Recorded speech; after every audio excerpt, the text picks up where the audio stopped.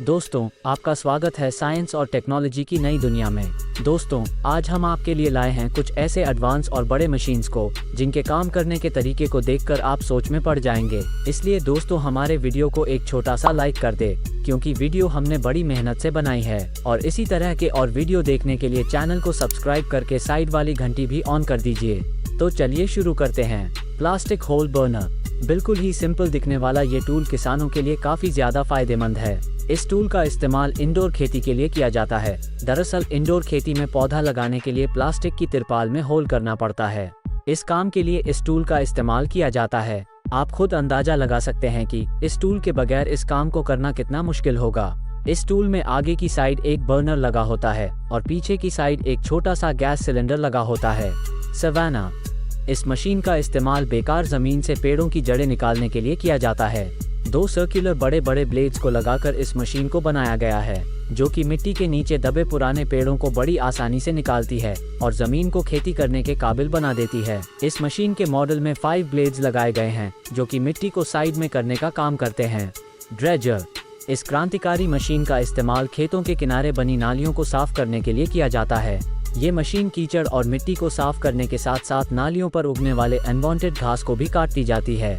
नाली के कीचड़ को इस तरह से खेतों में फेंकने से वहां की जमीन खेती के लिए बेहतर बनती है। Flame weeding. इस मशीन का इस्तेमाल नई फसल उगाने से पहले किया जाता है, क्योंकि फसल काटने के बाद खेत में अनवांटेड चीज और कई तरह की छोटी छोटी घास रह जाती है, जिन्हें पूरी तरह से खत्म करना बहुत जरूरी होता है, ताकि नई फसल को बिल्कुल फ्रेश सरफेस मिले और नई फसल के साथ कोई भी अनवांटेड पौधे और झाड़ियां न उगे। और इस काम को ये मशीन बखूबी अंजाम देती है। सोमारिफ। इस मशीन का इस्तेमाल पेड़ों के नीचे गिरे हुए फलों को जमा करने के लिए किया जाता है। इस मशीन के नीचे हॉरिजॉन्टल घूमने वाले ब्लेड्स लगाए गए हैं, जो कि फसलों को बगैर नुकसान पहुंचाए फलों को मशीन के तरफ धकेल देते हैं। उसके बाद मशीन में लगा एलिवेटर इन फलों को खींच के ऊपर कंटेनर में डाल देता है। रोपा माउस। बड़े बड़े खेतों में काफी बड़े पैमाने पर फसलें उगाई जाती है। इसके बाद उनकी लोडिंग करने में काफी समय लगता है, और बड़ी बड़ी सब्जी मंडियों में तो लोडिंग और अनलोडिंग तो रोज की बात है। इसी काम को आसान बनाने के लिए इस शानदार मशीन का इस्तेमाल किया जाता है। इस मशीन में 18 क्लीनिंग रोलर लगे हुए हैं, जो कि फसलों पर लगी मिट्टी और घास को अच्छी तरह से साफ करते हैं। ये मशीन फसलों को बगैर नुकसान पहुंचाए चुटकियों में कंटेनर में लोड कर देती है। कैवली। खेतों में पड़ी अनवांटेड लकड़ियों और झाड़ियों को निकालने के लिए इस मशीन का इस्तेमाल किया जाता है। ये मशीन अपने पावरफुल ब्लेड से लकड़ियों को काटकर अपने अंदर रोल कर लेती है। लकड़ियों और झाड़ियों को अंदर लेने के बाद ये मशीन उनका बंडल बनाकर बाहर निकालती है। Sugarcane harvester. इस मशीन का इस्तेमाल खेतों से गन्ने को निकालने के लिए किया जाता है। ये मशीन गन्ने की फसलों से घास को काटकर जमीन पर फेंक देती है और साफ गन्ने को मशीन में ले लेती है। उसके बाद ये मशीन गन्ने को छोटे छोटे टुकड़ों में तब्दील करके मशीन के साथ चलने वाले कंटेनर में डाल देती है।